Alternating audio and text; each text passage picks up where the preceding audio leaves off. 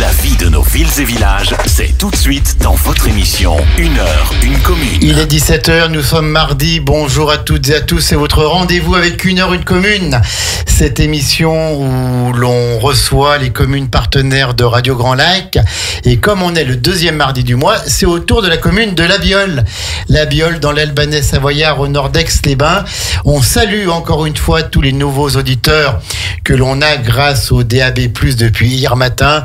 On sait que vous êtes de plus en plus nombreux à plonger avec nous dans le grand bain de la vie locale, à Aix-les-Bains, Chambéry, autour du lac du Bourget. Et maintenant, donc bien plus, puisque des portes de Genève aux portes de Grenoble, tout l'avant-pays savoyard est avec nous aussi, la ville d'Annecy, etc., etc. En tout cas, on revient sur la commune de La Biole. Et on va parler, aujourd'hui, on va parler nature, on va parler environnement, on va parler biodiversité, avec un personnage que l'on a déjà eu plusieurs fois ici, et c'est à chaque fois le même bonheur, parce que quand il parle, ça fait partie de ces gens que l'on écoute. On boit ses paroles, et parce que c'est un passionné, c'est un sachant, comme j'aime dire.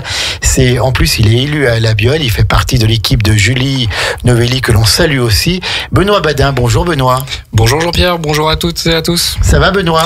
Très bien, par cette belle journée printanière. Un peu le trac avec la nouvelle couverture de Radio Grand Lac. Oui, tout à fait. Avant, on avait l'impression d'être entre nous. Maintenant, j'ai l'impression qu'on doit nous entendre à Londres même peut-être. Ah, mais on peut nous entendre à travers le monde avec l'appli et le site internet. Il n'y a pas de problème.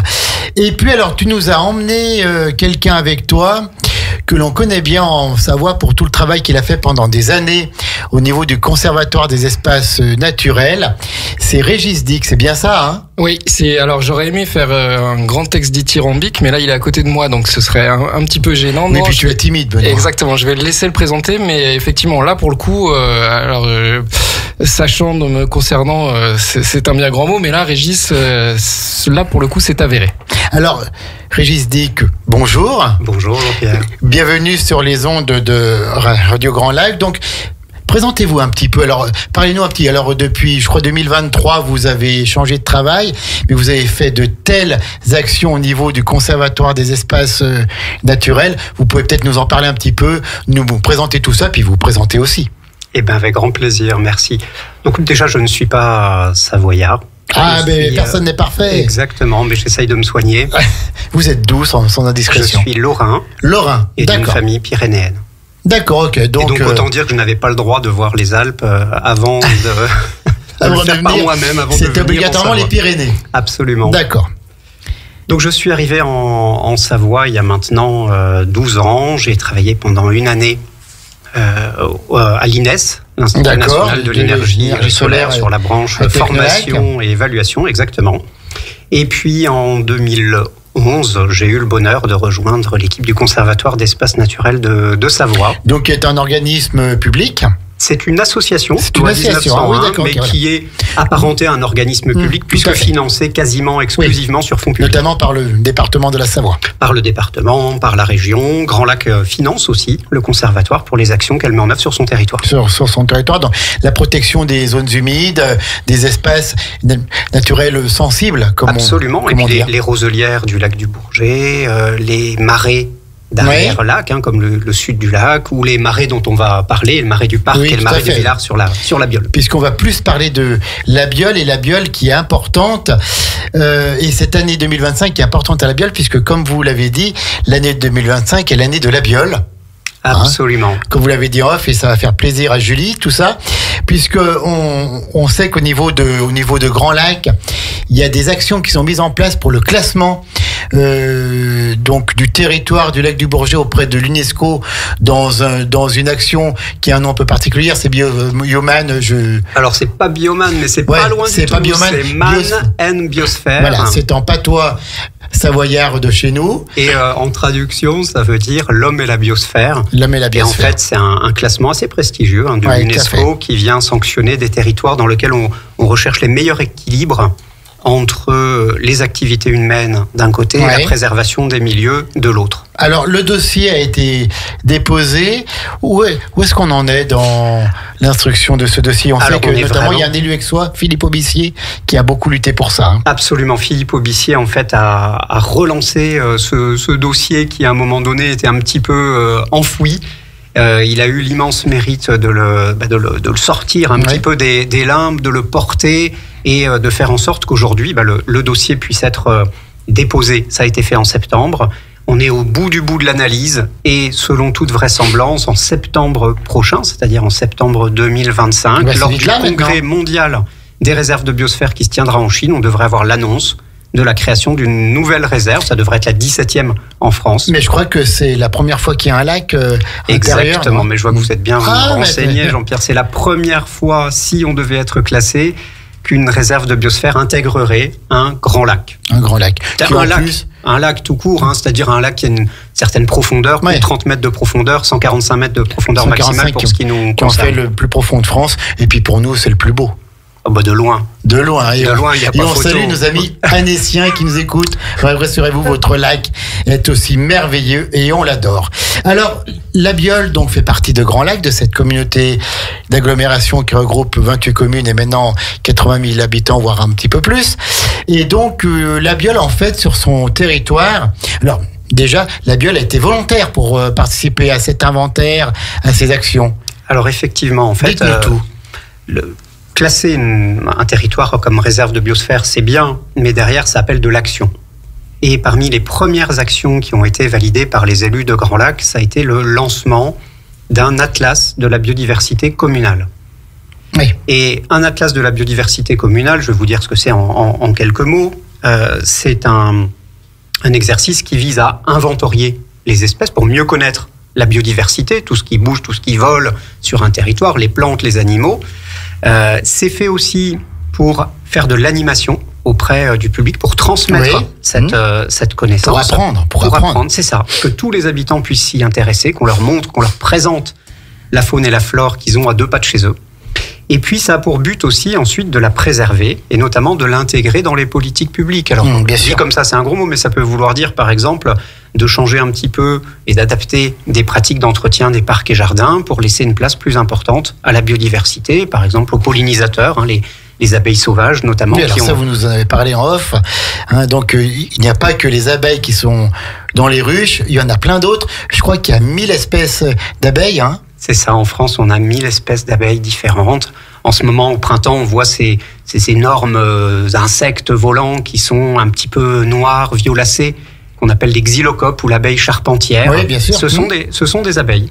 Et donc, elles pollinisent aussi comme les abeilles, j'allais dire classiques. Tout à fait. Normal. Absolument. On a besoin de l'ensemble des pollinisateurs sauvages et on a parfois tendance à réduire ces pollinisateurs sauvages à l'abeille domestique qu'on connaît le mieux et qui vit en société, alors que les autres pollinisateurs sauvages, en grande majorité, vivent solitaires. De manière solitaire. Ils font le boulot tout seuls, il n'y a pas une reine qui les commande et tout. Exactement. Ce qui a des avantages et des inconvénients. Ça a par exemple un gros avantage, c'est que quand on vit tout seul, il y a une moins grande dissémination des pathogènes, des maladies. Donc ça permet un petit peu plus de robustesse que quand on est dans une ruche. Si une maladie se propage, ça peut décimer la ruche assez facilement. Bien sûr. Donc la commune de La Biole a été volontaire pour participer à cette action, à l'Atlas de biodiversité communale au niveau de Grand Lac. Il y a 9 communes de Grand Lac sur 28 qui ont accepté de jouer le jeu, si je peux dire. Animation, inventaire, politique publique. Puis surtout à La Biole, et Benoît les connaît par cœur, il y a des zones sensibles, il y a des zones hyper importantes au niveau de la biodiversité. Le marais du Parc, le marais du Villard, entre autres. Oui, tout à fait. On a les gens qui connaissent la Biole voient bien ces petites zones un petit peu de plateaux qui sont propices à la constitution il y a fort longtemps de ces marais. Donc on a ces 2 zones et ce sont des sujets qui sont quand même très importants parce que si on prend la plus grande, je pense le marais des Villars, on a cette zone qui est bien définie. En revanche, voilà, on est sur notre territoire attractif avec des zones qui se sont beaucoup construites à proximité. Du coup, se posent des questions. Comment est-ce qu'on arrive à faire cohabiter ce maintien de ces écosystèmes riches et précieux avec une plus forte densité de population parce que, vous savez comment ça fonctionne. On a ces nouveaux quartiers qui se construisent, des gens viennent les habiter évidemment. Les gens sont comme moi, souvent ils ont un chien, ils l'emmènent se promener et c'est des pressions que les écosystèmes n'avaient pas l'habitude d'avoir. Donc c'est là que la connaissance est importante pour vraiment être averti sur ce qu'on fait, être averti des sensibilités et d'arriver à prendre sa place et à vivre heureux au grand air tout en respectant ces écosystèmes sensibles. Alors pour le moment, et tous les deux, vous pouvez peut-être me confirmer ça, pour les marais du parc et des Villars, ça se passe plutôt pas mal. Ils sont en bonne santé ou... Oui, ils sont globalement en bonne santé. Ils bénéficient déjà d'une protection réglementaire très forte, ce qui se fait à peu près de plus important. Oui. Ils sont classés en arrêtés préfectoraux de protection de biotopes. Donc c'est un classement qui est pris par le préfet, qui vient sanctionner un milieu qui est vraiment exceptionnel. Le Conservatoire d'espaces naturels de Savoie est le gestionnaire de ces milieux naturels, donc fait des suivis périodiques pour voir si on retrouve telle et telle espèce, vient inventorier les papillons, les libellules, la faune, la flore, pour quelque part voir comment, au fil du temps, évoluent ces milieux. Et globalement, on est sur des milieux qui se portent plutôt bien. Il y a eu beaucoup de travail de sensibilisation aussi qui a été fait avec des éditions de posters qui permettent à tout un chacun de connaître un petit peu les habitants de ces marais. Alors, justement, je coupe, quels sont les habitants de ces marais? Est-ce qu'au niveau faune et flore, il y a des trésors, je pense, mais... Oui. Vous connaissez ça par cœur. Il y a des trésors. On a plusieurs espèces qui sont assez rares, notamment différents papillons qu'on retrouve sur ces marais. On a aussi plusieurs libellules assez rares, assez protégées qu'on peut retrouver. Quelques espèces floristiques aussi qu'on retrouve. Ouais. La violette élevée, qu'on peut par exemple citer. Donc on a vraiment des écosystèmes qui sont exceptionnels. Propres à ces... Bien sûr, et puis à ces secteurs. À ces secteurs qu'on retrouve. On a aussi évidemment des orchidées qui sont spécifiques pour certaines à ces milieux humides. D'habitude, les orchidées sont surtout inféodées au milieu sec. C'est là qu'on les connaît, ou sur les bords de route. Donc on a vraiment une faune, une flore qui sont exceptionnelles et qui viennent justifier ce classement. Est-ce qu'on a des batraciens? Bien sûr. On a même des problématiques, si ma mémoire est bonne, d'écrasement de ces batraciens, puisque, si vous voulez, un batracien, il fait son cycle de vie, il vient se reproduire dans une mare ou dans un étang, et il y en a au marais des Villars et du parc, et ensuite, il va vivre dans les forêts avoisinantes. Mais pour faire ce cycle de vie, il est obligé de traverser des routes. Et il les traverse à certains moments de manière complètement massive. C'est-à-dire que la route, pour le dire crûment, devient glissante, tellement il y a de batraciens. Et donc, c'est des moments où il peut y avoir des écrasements massifs. D'où l'intérêt de pouvoir, quand c'est possible... Faire des passages. Quand c'est pas possible, de les aider à traverser, de faire des récupérations, d'installer des filets. Et à certains moments, ça peut être aussi de faire simplement une certaine vigilance au moment de la circulation. Donc il y a évidemment pas mal de batraciens qui fréquentent ces deux marais. Est-ce qu'il y a des moments plus propices au passage des batraciens dans l'année ou... Oui, les migrations, elles se font... alors c'est vrai qu'avec le changement climatique, elles sont de plus en plus précoces, mais on est surtout sur février-mars. Oui, puis c'est vraiment les pics. Si un soir il pleut beaucoup, on voit tout le temps dans l'Albanais avec les cours d'eau et tout, on voit tout le temps les grenouilles, les crapauds qui traversent, quoi. Exactement. Donc il faut faire attention. Exact. Il faut pas les écraser. De préférence. Oui, tout à fait. De préférence, surtout que ça vient réguler un petit peu les populations de moustiques. Oui. Tout ça, c'est des chaînes alimentaires, et ce qu'on appelle pompeusement des réseaux trophiques, des chaînes trophiques. Donc si on vient à perturber, à déséquilibrer un écosystème en retirant une pièce du puzzle, ça vient perturber, ça vient dérégler l'ensemble. Donc ces marais du parc et du Villars sur la commune de La Biole sont protégés, mais peuvent l'être encore plus avec cette opération de classement à l'UNESCO de tout le biotope. Alors ils peuvent être davantage protégés, je ne sais pas, parce que le classement est très fort. Par contre, ils peuvent être davantage partagés au niveau de la connaissance. On peut améliorer encore cette connaissance parce qu'elle est malgré tout très, très parcellaire. Et puis, il y a d'autres milieux sur la Biole. La Biole est riche de ses marais, mais il y a aussi des petits milieux forestiers, il y a des milieux agricoles. Et je suis à peu près persuadé que dans le patrimoine bâti de la commune, on peut trouver aussi... des endroits où des hirondelles vont nicher. On peut trouver des zones sur lesquelles on a chauves-souris. Oui, bah, bien sûr. Qui vont Benoît, et ça, c'est vrai, Régis, que c'est un point très intéressant parce que avec ce qui se passe sur le foncier, il y a de plus en plus de bâtis qui se fait réhabiliter. Les vieilles granges qui étaient foison avant se raréfient de plus en plus. Or, ces vieilles granges, c'était des refuges pour les chauves-souris, pour les chouettes effraies, bien sûr. qui sont à chaque fois des régulateurs de ce qu'on appelle les hirondelles aussi. Et des hirondelles. Qui allaient nicher dans les étables avant, dans toutes les étables et les écuries, il y avait les nids d'hirondelles. Ouais, exactement. Et ça, c'est des choses qu'on voit de moins en moins. À chaque fois, dans 2 maisons déjà, j'ai vu des hirondelles partir et ne plus revenir, alors qu'elles vont. Alors Régis pourra me confirmer ou pas, mais elles vont jusqu'au Nigeria si mes sources sont bonnes. Les hirondelles. Alors, elles vont jusqu'en Afrique. La destination exacte, je ne la connais pas. Alors, on va se faire fact-checker. Est-ce qu'il y a un petit canal de fact-checking pour Radio Grand Lac ? On pourrait. En tout cas, voilà des opérations très intéressantes pour notre environnement, pour notre planète. Hein.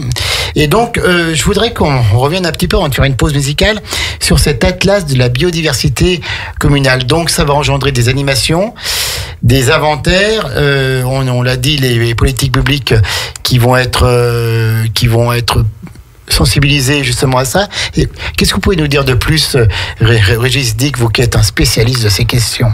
Peut-être vous donner quelques exemples concrets de choses qui pourront être proposées. On va, alors déjà, le Conservatoire d'espaces naturels lance dès cette année, avant même que ça soit validé au niveau des financements, lance une grande enquête participative pour que les habitants puissent transmettre toutes leurs observations sur les araignées, les punaises et les coccinelles. On appelle ça l'inventaire des mal-aimés pour les araignées et les punaises. Les coccinelles, et les porte-bonheur avec les coccinelles. La bête à bon Dieu. Exactement.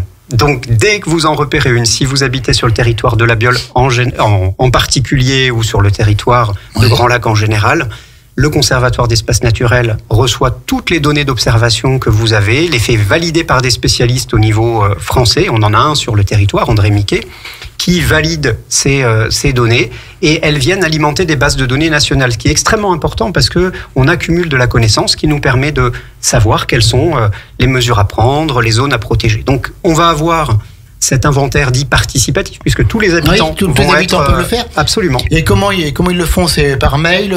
Alors ils ont plusieurs voies, depuis les plus technophiles jusqu'aux plus technophobes. Ça peut aller d'une photo qui est prise et envoyée par un email jusqu'à le téléchargement d'une application qui s'appelle e-Naturalist et qui permet en fait de transmettre ces données directement dans une base sans passer par l'envoi d'une photo par email. D'accord, donc cet exemple, qu'est-ce que vous avez d'autres exemples? Plus spécifiquement, à la Biole, puisqu'on est dans une commune à la Biole, mais sur Grand Lac en général. Bien sûr, alors sur la Biole, puisque ça va être une commune volontaire, ça fait partie des communes sur lesquelles on proposera des choses en plus, c'est-à-dire qui ne se feront pas à l'échelle globale de Grand Lac. Typiquement, si la commune le souhaite, est d'accord, le demande, on peut faire par exemple une animation sur les papillons de nuit. Oui. Quelque chose de très mal connu également, avec une variété qui est immense. Il y a plusieurs milliers d'espèces de papillons de nuit. Plusieurs milliers. Et on a là aussi qu'on voit toujours les mêmes, Benoît. Oui. La pyrale du buis, notamment. Qui est diurne d'ailleurs, peut-être la pyrale du buis. Qui est diurne de mémoire, oui. Non, le papillon de nuit est un sujet qui peut intéresser Julie Novelli, donc peut-être qu'on aura un événement. Pour le fait que c'est un papillon que ça se passe de nuit. Pour intéresser Julie, je devrais bientôt avoir un message. On aura aussi une possibilité d'inventaire des orchidées sur les bords de route. Et ça peut directement avoir une application concrète sur les zones à faucher. Vous savez que l'entretien se fait principalement par les communes et par le département. Et s'il y a des secteurs à enjeu avec des orchidées qui ont été recensées, on peut faire ce qu'on appelle une fauche différenciée ou une fauche tardive qui vise à ne pas aller faucher les orchidées avant qu'elles aient effectué leur cycle. Leur cycle. Écoutez, c'est super intéressant tout ça de parler de biodiversité sur la commune de La Biole et plus largement sur notre territoire Grand Lac. On a encore plein de choses à dire, notamment on parlera du projet Fauna Flora 3030, mené donc notamment par Marie-Claire Barbier au niveau de Grand Lac. On vous dira ce qu'il en est exactement, mais je vous propose qu'on fasse une coupure musicale et on revient tout de suite après. On met tout ça sur pause avec Pierre Garnier. Radio Grand Lac. La radio de l'identité locale. Au cœur de votre quotidien. Sur le 92.1 et en DAB. Cette émission vous est présentée par l'Association des maires de Savoie. La vie de nos villes et villages, c'est tout de suite dans votre émission 1 heure, 1 commune. Et nous sommes de retour dans 1 heure, 1 commune en direct sur Radio Grand Lac. On espère que vous allez toutes et tous bien dans vos voitures, chez vous, au travail. Vous écoutez 1 heure, 1 commune, donc avec la commune de La Biole, représentée aujourd'hui par Benoît Badin, qui est conseiller municipal, qui est très au fait de toutes les questions portant à la nature, portant à l'environnement, portant à la protection de notre planète. Et on a toujours Régis Dick avec nous, qui est un peu notre professeur aujourd'hui pour parler de biodiversité dans le cadre notamment du classement biosphère, Man and Biosphère, j'y arriverai jamais, auprès de l'UNESCO. Redites-nous. Man and Biosphère, ou l'homme et la biosphère. Alors, justement, Régis, on parle de biosphère. C'est quoi la biosphère ? Alors, la biosphère, c'est une excellente question. Merci. Bravo. Merci. C'est en fait l'ensemble des endroits où peut se déployer la vie. Et quand on regarde à l'échelle de la planète et à l'échelle de l'univers, finalement, c'est qu'une très très mince, très fine couche qui va en gros de quelques centimètres ou quelques mètres dans le sol. Oui. Jusqu'au sommet des plus hautes montagnes. Donc en fait, c'est un espace qui est très fin, très vulnérable, mais dans lequel se déploie l'ensemble des formes de la vie. D'accord. Et si on se ramène à notre territoire, pour que ça soit pour nos auditeurs le plus clair possible, la biosphère, elle va depuis les petits animaux qui peuplent la vase du fond du lac du Bourget. Voilà, les plus petits, microscopiques même. Oui, tout à fait. Ça va depuis... vous avez des micro-crustacés qu'on retrouve au fond du lac du Bourget. Au fond à 145 mètres. Vous avez de la vie. À 145 mètres, vous avez des sédiments, de la vase, mais dans cette vase, il y a de la vie. Et puis... petit à petit, on remonte. Imaginez, vous fermez les yeux, pas si vous êtes au volant. Oui, tout à fait. On ferme les yeux, on est au fond du lac du Bourget, on remonte la colonne d'eau. Là, vous avez l'ensemble des poissons qui sont là. Vous avez des algues microscopiques qui sont là également. Et puis, on rejoint les rives du lac du Bourget. Et là, vous avez les roselières qui abritent des poissons qui viennent se reproduire, on dit frayer. Vous avez également des oiseaux qui viennent nicher. Vous avez la petite tortue ciscude aussi, qui est emblématique de notre beau lac. Des mammifères aussi.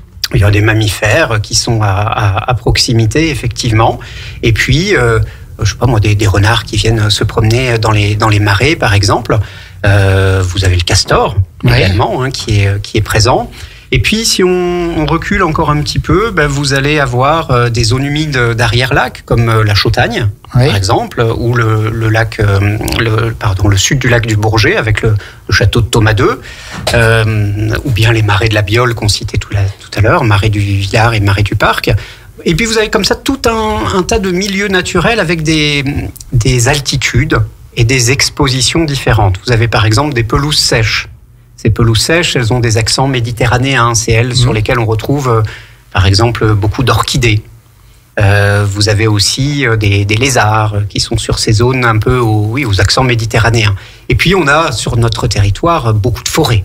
Des milieux forestiers, avec les grands massifs forestiers. Notamment sur la commune de La Biole, avec toute la montagne de Mérieux. Absolument, avec, il me semble qu'il y a des aménagements aussi pour que le public puisse découvrir un peu ces forêts. Sur La Biole, il y a une particularité, c'est qu'il y a une belle partie de la forêt communale qui est classée dans ce qu'on appelle un îlot de sénescence par l'Office national des forêts. L'ONF, qui est le gestionnaire des forêts publiques, et qui met en place ces zones sur lesquelles on fait ce qu'on appelle de la libre évolution. Ce qui veut dire qu'en fait, on ne va pas aller couper du bois sur cette zone, on va la laisser évoluer librement, on laisse vieillir les peuplements forestiers. Il y a des tempêtes qui font leur œuvre, il y a des bois qui tombent, et tout ça, c'est extrêmement important pour tout un pan de la c'est la vie, en fait, dont vous nous parlez là. Exactement. Vous nous parlez de l'évolution de la vie depuis les origines. Et bien, en fait, c'est ça la biosphère. Et si on remonte, et ben on va aller jusqu'au sommet du Revard, avec l'aigle royal qui va nicher sur les sur les falaises. Et tout ça, ça constitue ce qu'on appelle la biosphère. C'est cette mince pellicule à l'échelle du système solaire sur la Terre, sur laquelle se développe la vie. Alors que ce soit à La Biole, sur le territoire Grand Lac, dans notre département de la Savoie, que vous avez parcouru en long, en large, et pas en travers, mais enfin en long, en large ou sur notre planète, cette biosphère, elle a constamment dû s'adapter pour pouvoir continuer à vivre, évoluer. Les plantes ont évolué. Vous nous parliez d'une plante en off là, qui a évolué pour aider les abeilles. Enfin voilà, c'est une constante évolution. C'est la théorie de l'évolution. Tout à fait. Tout à fait. On est chez Darwin là. On est au quotidien chez Darwin. On ne bouge pas de la théorie de l'évolution. En fait, c'est extrêmement intéressant parce que quand on parle d'équilibre homme-nature, qui est un peu le slogan d'une réserve de biosphère. Et en fait, il ne faut pas du tout voir un équilibre comme un équilibre fixe. On est au contraire toujours en évolution. Il faut rechercher des équilibres, en tout cas des articulations. Il faut gérer au mieux la nature. Il ne faut pas avoir honte de le dire. On est aujourd'hui, on a un impact énorme, l'espèce humaine, sur les autres communautés. Il faut juste en avoir conscience. Oui. Et il faut gérer au mieux cette nature pour ce qu'elle représente, parce qu'on en fait partie. Et il faut en avoir conscience et faire en sorte de laisser une place aux autres communautés vivantes qui vivent avec nous et dont on dépend, qu'on le veuille ou non.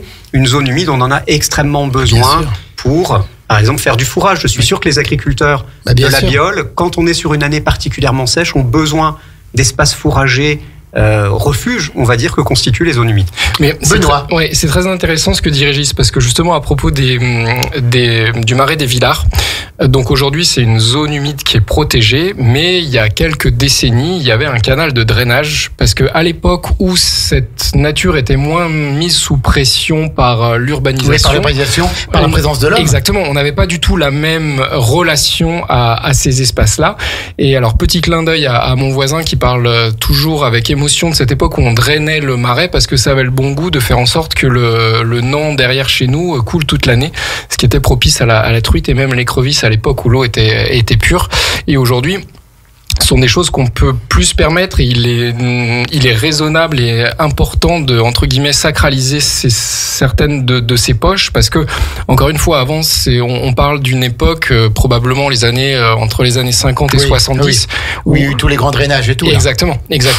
Et donc, du coup, c'était un autre point d'équilibre à l'époque, mais maintenant, il faut ajuster et avoir ces zones de préservation. Donc, c'est pour ça que le programme Man and Biosphere est vraiment une bonne chose pour notre territoire, et que toutes les actions qui sont prises sur la commune de La Biole pour développer la connaissance, parce que le respect de cette nature, ça passe par la connaissance, parce que l'humain est ainsi fait, quand il connaît pas une bestiole, généralement il l'écrase avec le pied, alors que quand il a une meilleure connaissance, il sait si c'est un danger ou pas, et peut s'en accommoder.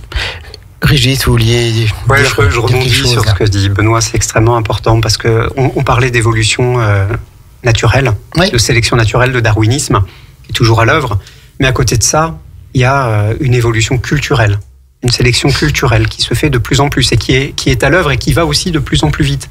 Et c'est ce qui nous permet aujourd'hui, effectivement, de modifier des comportements et de ne plus compter uniquement sur la sélection naturelle. Si on avait compté uniquement sur la sélection naturelle pendant le Covid, il y aurait eu quelques centaines de milliers de morts en plus que ce qu'il y a pu y avoir. Et l'évolution culturelle, la capacité à sortir un vaccin, par exemple, nous a permis de nous en sortir beaucoup plus vite que s'il avait fallu avoir recours uniquement à la sélection naturelle. Donc on a ces deux mécanismes à l'œuvre en permanence, d'évolution naturelle et d'évolution culturelle.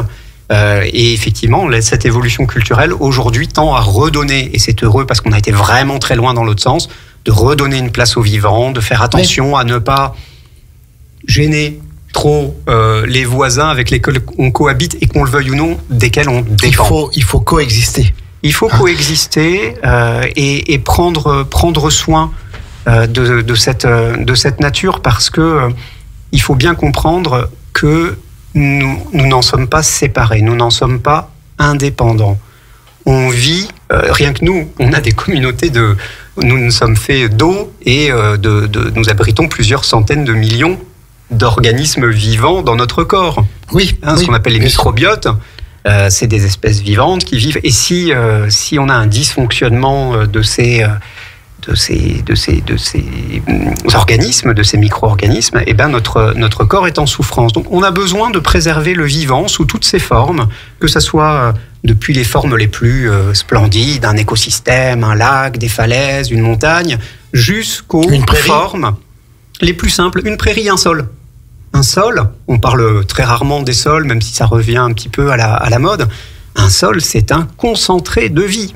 Alors ça se passe sous nos pieds, on y enterre nos morts, on veut pas trop savoir ce qui se passe dans le sol, mais en vérité, ça grouille d'organismes. Vous avez des kilomètres et des kilomètres de réseaux de champignons, vous avez des petites bestioles, des cloportes, des lithobies, vous avez... ça grouille des micro-organismes de tout poil qui vivent finalement dans le sol et qui sont le support de nos activités. Aujourd'hui, plus de 95% de notre alimentation provient des sols. Le reste, c'est la pêche, c'est ce qu'on produit hors sol, mais on a besoin et on ne pourrait pas produire. Le sol, ça n'est pas qu'un support, c'est de la vie. Donc, Benoît, oui. Juste ce que dit Régis me fait penser à... C'est un maraîcher et une maraîchère qu'on a sur la Biole, la ferme d'ailleurs du Marais, la ferme agroécologique du Marais, Guillaume et Sophie Fantin. Je ne sais pas si tu les as déjà reçus à ce micro. Je ne crois pas, mais je les connais. Qui font du maraîchage sur sol vivant. Et ça, c'est une approche quand même très intéressante où en apportant beaucoup d'apports de biomasse, ils n'ont pas besoin d'engrais pour faire pousser toute leur production maraîchère, puisqu'ils font boucler ce cycle de la biomasse et cette notion de sol vivant est vraiment quelque chose effectivement de très intéressant. Alors, Régis et Benoît, l'activité humaine peut avoir des conséquences très lourdes, très très graves pour tout ce système qui a été créé depuis la nuit des temps, depuis les origines de la Terre. Tout s'est développé, tout a coexisté. Il est arrivé l'homme. Alors au début, qui a vécu avec la nature, bien sûr, mais depuis les dernières décennies, il y a un peu de mal de fait. Donc maintenant, ces classements UNESCO et autres permettent de sauvegarder tout ça? Alors en tout cas, vont permettre de rechercher vraiment à améliorer. Alors on parle beaucoup de biodiversité et de nature, mais c'est sûr que l'enjeu climatique est aussi extrêmement prégnant. Et ce classement va permettre de travailler sur différents axes et différents dossiers. On ne va pas parler que de biodiversité, c'est aussi tout ce qui est énergie, c'est comment se déplacer sans consommer trop d'énergie, des modes alternatifs. La pollution de l'air également. En fait, c'est l'ensemble de notre environnement, de notre cadre de vie, qui est quand même absolument fabuleux quand on habite à la Biole. Bien sûr. On s'en rend pas forcément compte. C'est régulièrement documenté par Jean-Pierre sur Facebook avec des photos qui illustrent le propos de manière assez resplendissante. Oui. C'est vrai qu'on habite un territoire qui est fabuleux. J'ai beaucoup d'amour pour ma Lorraine natale. Mais j'étais il y a quelques jours sur les bords de Meuse, mais quand même. Mais quand même, le spectacle qu'on a sur les rives du lac du Bourget, qu'on a sur la Biole, sur ces monts là qui entourent, qui forment l'écrin. Dans lequel il y a ce lac. Les campagnes et les collines de l'Albanais, avec la colline de Montfalcon, même quand on est à Longefant, partout, voilà, on est en pleine campagne, on est dans un système unique, très très beau, il y en a partout, bien sûr, mais en tout cas très beau et préservé. Benoît, au niveau de la commune de La Biole, alors l'équipe de Julie Novelli, on le sait, mais même avant, vous êtes sensible à la protection de la nature, et il y a d'autres actions qui sont menées au niveau des forêts, au niveau des haies, tout ça. Oui, tu peux nous en dire un mot? Oui, il y a différents aspects qui ont été développés au cours du mandat sous l'impulsion de Julie. Il y a déjà un gros travail qui avait été fait sur la forêt. On en avait déjà parlé. Il y a les îlots de sénescence dont on parlait. Donc là, on laisse une partie de la forêt évoluer naturellement sans intervenir. Il y a pour autant de la forêt entre guillemets productive. Ça c'est un autre sujet.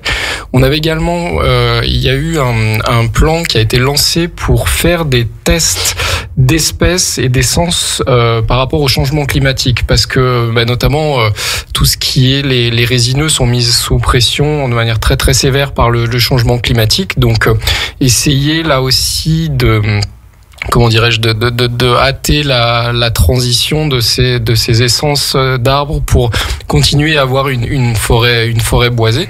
Ça, c'est une première dimension. Une autre dimension, c'est une initiative qu'on avait prise l'an dernier sur les haies.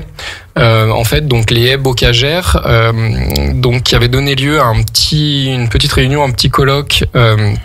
Avec notamment Fabien Bobard qui avait été cheville ouvrière de tout ça pour illustrer l'intérêt de ces haies. Ça avait donné lieu à un certain nombre de projets, dont la plantation par de jeunes paysagistes en formation d'une petite haie travaillée le long de la salle de l'ébène, donc qui était une autre dimension. Et donc là les actions que nous mentionne Régis, qui sont pour le futur, et notamment aussi le déploiement de Fauna Flora 3030. Oui, alors ça on va en parler dans quelques minutes. D'accord, pour les écoles, qui sera aussi un enjeu intéressant. Donc un certain nombre d'actions qui ont été prises au cours du mandat sur cette thématique qui tenait à cœur Julie et toute l'équipe. Eh ben écoute Benoît, puisque tu nous parles du projet Fauna Flora, on va marquer la dernière pause musicale et tout de suite après on parle de cela, notamment les actions menées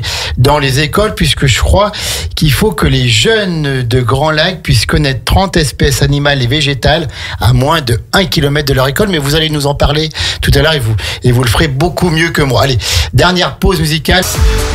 Au cœur de la vie locale. Aix-les-Bains, Chambéry et Lac-du-Bourget. Radio Grand Lac. La vie de nos villes et villages, c'est tout de suite dans votre émission 1 heure, 1 commune. De retour pour la dernière partie d'1 heure 1 commune avec notre partenaire, la commune de La Biole. Je vous rappelle qu'à 19h30, c'est votre émission sur le cinéma, comme chaque semaine, avec Kevin, Guillaume et Vincent, 3 passionnés de cinéma. Ils vous donnent toujours leurs meilleurs pronostics sur les futures sorties, leurs meilleures critiques aussi sur les films. Ils connaissent tout et vous aimez cette émission tous les mardis soirs de 19h30 à 20h30. On est toujours avec la commune de La Biole, représentée par son conseiller municipal Benoît Badin, délégué, je pense, non? Délégué, oui, en délégué. Plus, hein, ouais, donc oui, ça monte en grade là. Hein. Ah oui, attention. Et puis on a Régis Dick qui nous fait l'honneur et le plaisir d'être avec nous, qui a travaillé pendant longtemps au Conservatoire des espaces naturels de la Savoie et qui est un des connaisseurs de premier plan, de premier ordre sur la biodiversité biolane de Grand Lac et puis bien sûr de notre département. Alors on a parlé donc de ce classement Man and Biosphere auprès de l'UNESCO. Bravo. Ça y est, j'y arrive. Ah non, mais attendez, il y a des années de boulot là. Et on a parlé des espaces naturels sensibles de la commune de La Biole avec le marais du Parc notamment et le marais des Villars. On a parlé de l'Atlas de la biodiversité communale sur Grand Lac dont la commune de La Biole est volontaire pour faire partie, pour mener des actions spécifiques pour la protection de ces zones tellement importantes. Et puis maintenant, je voudrais que vous nous parliez, messieurs, si vous le souhaitez, mais de toute façon, vous n'avez pas le choix, du projet Fauna Flora 3030, mené plus au niveau des écoles, parce que la protection de la nature, c'est bien beau maintenant à leur âge, au moment même, mais il faut transmettre tout ça pour les générations futures. Alors, c'est quoi et qu'est-ce qui va se passer notamment aux écoles de La Biole ? Alors c'est un programme qui va se déployer à la rentrée prochaine.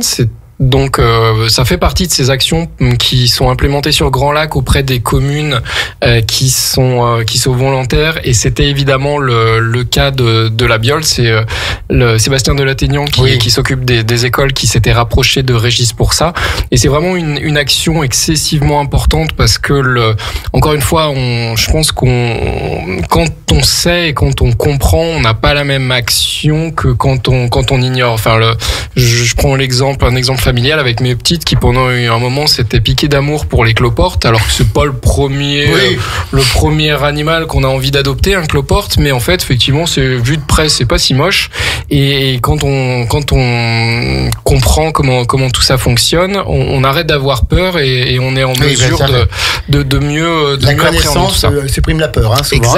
Exactement. Donc c'est pour ça que le programme dont va nous parler Régis est quelque chose de très important pour nos petits biolans qui vont bénéficier de ce programme à la rentrée prochaine. Régis Dick, donc le programme Fauna Flora 30-30. Qu'est-ce que vous pouvez nous dire, vous ? Alors déjà, je peux vous dire que c'est un programme qui est né de deux constats.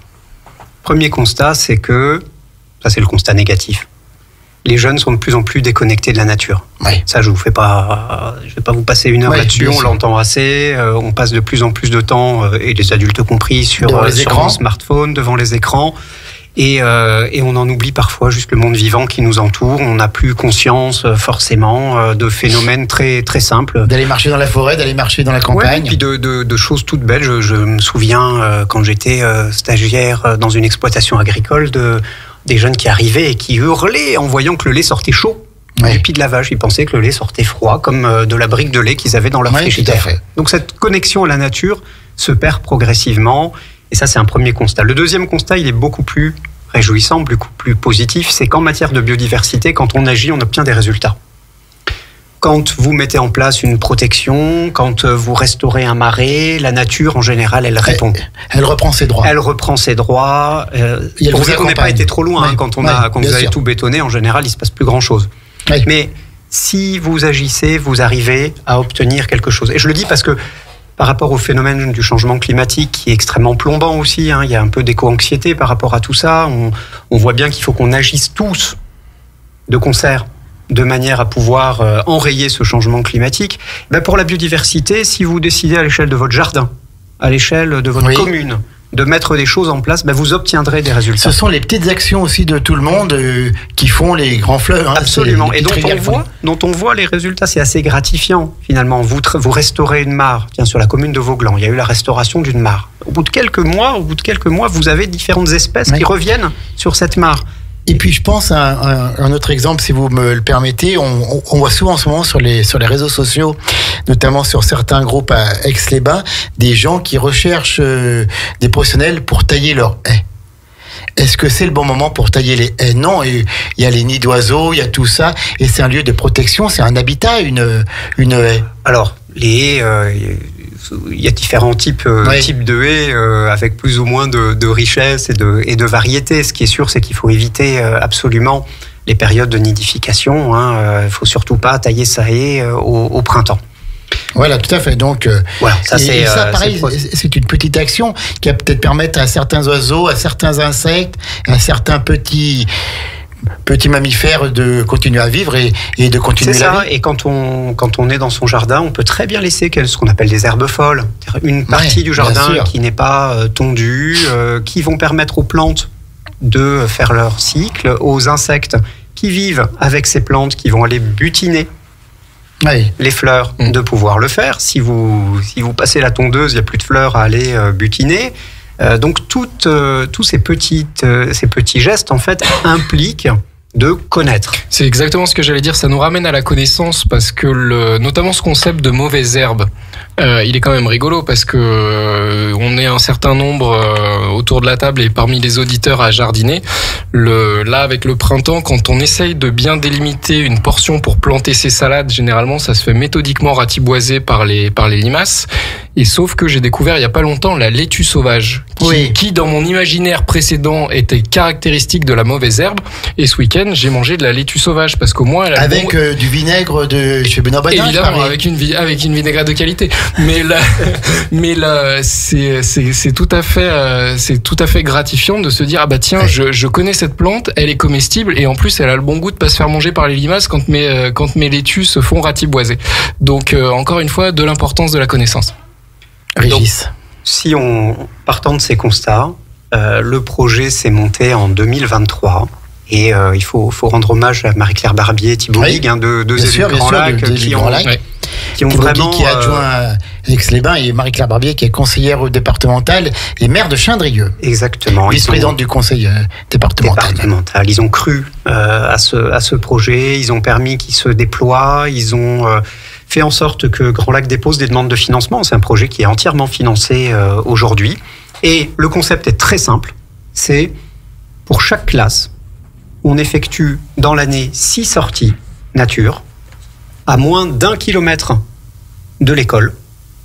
Et le défi, c'est d'aller à la rencontre d'au moins 30 espèces animales, 30 espèces végétales. Ça fait beaucoup, c'est le tronc commun. Non, tous, ils y arrivent tous. Et même, je vais vous dire, je pensais que pour des CP, c'était inatteignable. Mais pas du tout.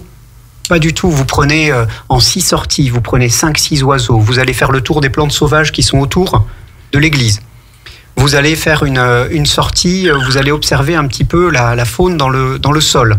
Je vous garantis que tout le monde trouve à minimum 30 espèces. 30 espèces animales, 30 espèces végétales. On y arrive tous. Alors, il ne s'agit pas forcément de voir l'ensemble des mammifères, mais par exemple, vous avez des animateurs, ils sont fantastiques, mes animateurs, ils travaillent d'arrache-pied pour passionner les jeunes. Ils vont faire par exemple des moulages d'empreintes.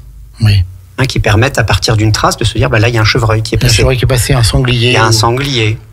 Là, il y a un blaireau. Oui. On a mis aussi quelques pièges photos à certains endroits et on a vu le blaireau qui sortait et de son terrier. Ça, c'est vraiment exceptionnel pour des jeunes parce qu'ils sont dans leur environnement. C'est-à-dire, ce qui va les faire rêver, c'est plus les girafes et les éléphants d'Afrique. C'est à côté de chez eux. C'est à côté de chez nous. Et quand on voit les ressources qu'on a, vous avez des jeunes qui ont travaillé, je pense à l'école de Grésy qui a travaillé sur la forêt, l'école du Cirrose à 2 pas d'ici, qui a fait des projets absolument magnifiques sur la truite lacustre, par exemple. Et ils prennent une espèce ou ils prennent un milieu, et puis de fil en aiguille, ils vont aller à la rencontre de ces 30 espèces animales et de ces 30 espèces végétales.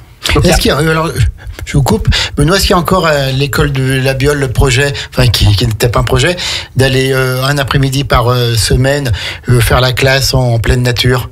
Ah, ça, c'est Sébastien qui saurait mieux vous dire que moi, mais C'était avec Laura Tardivelle, si mes souvenirs sont bons, qu'elle était venue en parler ici. Oui, tout à fait. Voilà, et ça, pareil, c'était génial. Ouais. On emmène dans un petit bois et on fait cours là-bas, au milieu de la nature, au milieu des bruits, au milieu d'une ambiance, quoi. Exactement. Et puis, on apprend des choses, c'est-à-dire que certes, moi, je promeus et je fais en sorte qu'on s'intéresse au monde vivant, mais c'est aussi quelque part une richesse culturelle. Quand vous allez reconnaître 30 espèces animales, 30 espèces végétales, vous faites du français. Oui. Vous faites bien sûr. On apprend la vie. Des sciences naturelles, des sciences physiques. Vous apprenez en fait beaucoup. Il y a beaucoup de ce qu'on dirait des disciplines qui se retrouvent dans ces sorties. Donc en fait, on a ces animateurs qui vont proposer 6 sorties. Les enseignants sont partants. Ils ont chacun un projet qui est différent. En fait, c'est à la carte. C'est à la carte. À Chindrieux, une enseignante qui était ingénieure d'une école d'agroalimentaire voulait travailler sur le goût au fil des saisons. Et donc on a fait des sorties dans les marais parce que effectivement les marais sont fauchés et la richesse floristique va avoir quelque part des répercussions sur les qualités gustatives de tel ou tel fromage. Oui, tout à fait. Donc, ces actions dans les écoles Fauna Flora 30-30, c'est déjà parti ou ça va? Alors, c'est déjà comme parti. À la Biole. On a eu 5 écoles en 2023-2024. On a 20 écoles cette année. Et l'an prochain, on aura les écoles de la Biole qui participeront, enfin différentes classes de la Biole. Et on aura en tout 20 classes qui participeront à ce projet. 20 classes, c'est pas anodin. Vous prenez 25 jeunes par classe, vous êtes à 500 jeunes par an. 500 jeunes par an. Qui ont la chance de pouvoir contacter des espèces animales, des espèces végétales, se cultiver. Je reviens, j'étais à Chana cet après-midi, vous avez l'école qui constitue un herbier. Oui. Ils font ce qu'on appelle aussi des cyanotypes, c'est un peu plus moderne, vous avez des représentations bleutées de l'ensemble des végétaux qui ont été ramassés. Et ils se sont exprimés, c'était la dernière séance, avec un bilan, une évaluation de ce qu'ils avaient reconnu. Et j'ai tout de suite vu qu'ils avaient changé leur rapport à la nature. Et c'est ça qu'on cherche en fait. C'est pas d'en faire des singes savants qui vont répéter des listes d'espèces, c'est de les reconnecter à la nature, de faire en sorte qu'ils puissent, à un moment donné, quand ils seront demain agriculteurs, industriels, vinaigriers, pouvoir... Quand ils seront adultes... Exactement, pouvoir dans leur pratique du quotidien. Prendre en compte tout ça. Prendre en compte la nature. Régis Dick, avec toutes ces actions positives qui sont menées, avec cette transmission auprès des plus jeunes, vous êtes optimiste pour l'avenir de notre planète, pour l'avenir de notre environnement, pour la préservation de notre biosphère et notamment celle de la Biole? Ouais, moi je suis extrêmement optimiste. Déjà, je pense qu'on n'a pas le choix. Il faut être optimiste et il faut cultiver l'optimisme, comme disait Bernanos. Exactement, cultiver l'optimisme et agir à son niveau, au niveau de son jardin, au niveau de l'éducation, des valeurs qu'on transmet aussi à ses enfants, au niveau de ses relations avec ses voisins et amis qui sont peut-être moins sensibilisés. On peut un petit peu aller déployer un peu de prosélytisme par rapport à la nature. Et oui, honnêtement, je suis optimiste parce que je pense que on s'est rendu compte, et c'est pour moi un point extrêmement important, cette réserve de biosphère. On se rend compte quelque part que on dépend de cette nature, on en fait partie, qu'elle constitue aussi notre cadre de vie. Oui. Quand on voit toutes les forêts qui dépérissent aujourd'hui, c'est un phénomène assez massif, c'est notre cadre de vie qui va en pâtir. C'est notre industrie aussi, parce qu'on a des tables, des chaises, on a besoin du bois, on a besoin d'exploiter nos forêts. Et tout ça, je suis persuadé que quelque part on a passé une espèce de pic et qu'aujourd'hui on revient vers des actions beaucoup plus normales. Et il y a Trump, et il y a Shine, et il y a effectivement la fast fashion, il y a tout ça encore. Mais quelque part, les choses sont en train de changer. Benoît mentionnait des exploitants à la Biole. Je crois qu'au niveau de l'agriculture aussi, il y a une prise de conscience énorme. Les choses sont en train de bouger. Bien sûr. Il y a encore à des excès qui ont été menés les dernières années, enfin les dernières décennies même. Voilà. Tout à fait. Écoutez, merci beaucoup. Merci Régis Dick d'avoir été là. Merci. Merci Benoît Badin. Est-ce que vous avez encore un petit mot à ajouter, tous les deux? Non, par quoi est-ce qu'on pourrait conclure pour finir sur une bonne touche? Non, je pense que pour conclure, il faut pas se dire que on a besoin de tout mettre au carré pour que la nature soit bien rangée. Non, ça se débrouille. Il faut l'écouter.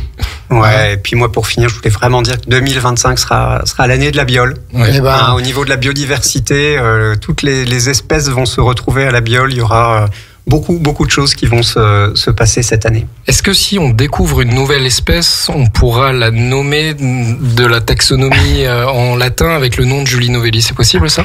Oui, bien sûr. La Julie Novellium.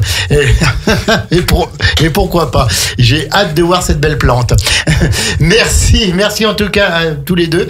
Merci Régis Dick pour votre venue. Merci Benoît Badin. On a terminé 1 heure une commune pour la Biole. Je vous souhaite à toutes et à tous une bonne soirée. 19h30, c'est donc la 19e. Merci à tous les deux. Merci Jean-Pierre. À bientôt. Au revoir. Au revoir. Au revoir.